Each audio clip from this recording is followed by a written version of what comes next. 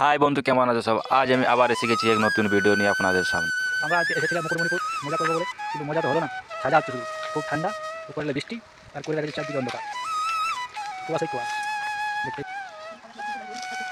অনেক ঠান্ডা লেগে গেছে, তাই আগে চা খেতে হবে গরম গরম, শরীরটা একটু হিট করতে হবে গরম। ঠান্ডাতে চা কাটতে হচ্ছে, খুব ঠান্ডা, খুব কাঁপাচ্ছে। চা খেতে খেতে নজর পড়ে গেল মুকুটমণিপুর। I love Mukutmanipur. এই মুকুটমণিপুর বাঁকুড়া জেলাতে অবস্থিত। চা খেয়ে শরীরটা একটু ফ্রেশ লাগছে, এখন একটু আকাশটাও পরিষ্কার করেছে, হালকা হালকা রোদ দেখা যাচ্ছে আকাশে। আমরা বাইকে এসেছি শর্টকাট রাস্তাতে, তাই আমরা পেছন দিক থেকে এন্ট্রি করেছি মুকুটমণিপুর। দেখতেই পাচ্ছ, এটা হচ্ছে ড্যাম।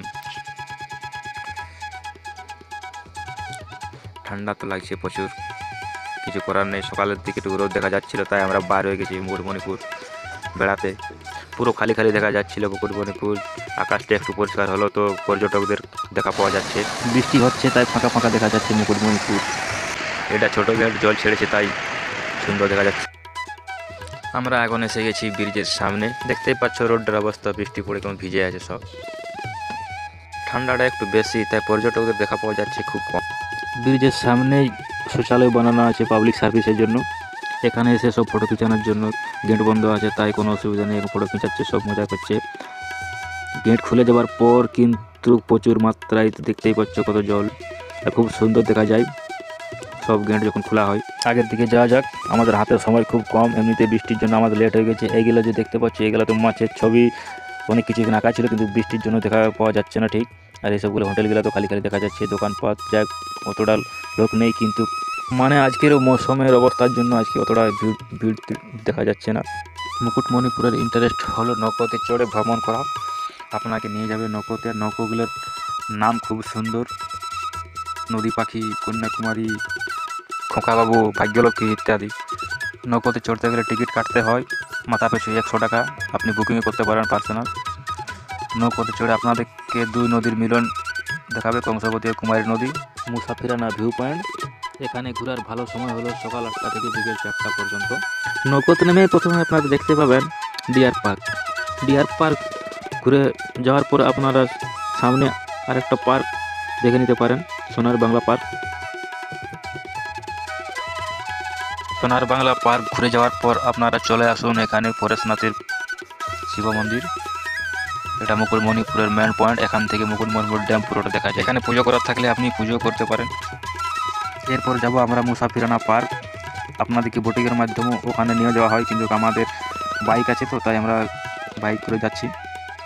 এখানে সব দোকানপাট, সামান, বাচ্চাদের খেলনা, টপি, মানে অনেক কিছু জিনিস আপনারা পেয়ে যাবেন। বাচ্চাদের রাইডিংয়ের জন্য গাড়িগুলো ভাড়াতে পাওয়া যায় 100 টাকা, 50 টাকা। তারপর চলে আসুন ঘোড়া সাবারি, 100 টাকা করে মাথা পিছু। আপনি ঘোড়া তো মজা নিতে পারেন। আজকে আমরা বৃষ্টির জন্য অতটা কিছু করতে পারছি না। আপনারা টোটো রিক্সাও এখানে পেয়ে যাবেন মুকুটমণিপুর ঘোরার জন্য। আমরা যাচ্ছি এখন মুকুটমণিপুর ড্যামের পাড়ি দিয়ে।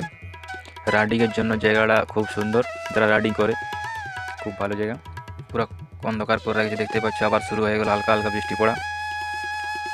আজকে এসেছি পুরো কমপ্লিট, আজ কমপ্লিট করেই ছাড়বো। মুসাফিরানার টিকিট কাউন্টার 10 টাকা। আমাদের টিকিট কাটা হয়ে গেছে, মাথা পিছু 10 টাকার টিকিট। মুসাফিরানা পার্ক আজ পুরো খালি খালি, বৃষ্টির জন্য কাউকে দেখা পাওয়া যাচ্ছে না। আমরা এসে গেছি ঠান্ডাতে, আর আমার ছেলে কি আর বলবো, ঠান্ডা নেই, ঠান্ডাতে আবার আইসক্রিম খাই। খালি খালি দেখা যাচ্ছে, মজা অতটা লাগছে না, কি আর বলবো, কিন্তু এসে গেছি। মৌসুম খারাপ করে দিল 12টার পর, করার কিছু নয়। দেখছো কত ফুর্তি, ঠান্ডা তো ফুর্তি। জিজ্ঞেস করছি তো বলছে খুব মজা লাগছে।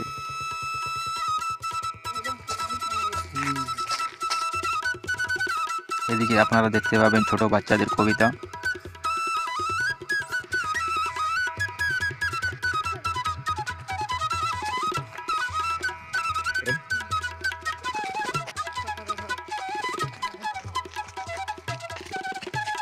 সূর্যমামা বার হচ্ছে, আবার লুকিয়ে যাচ্ছে। নুনু, মজা লাগছে, মজা লাগছে।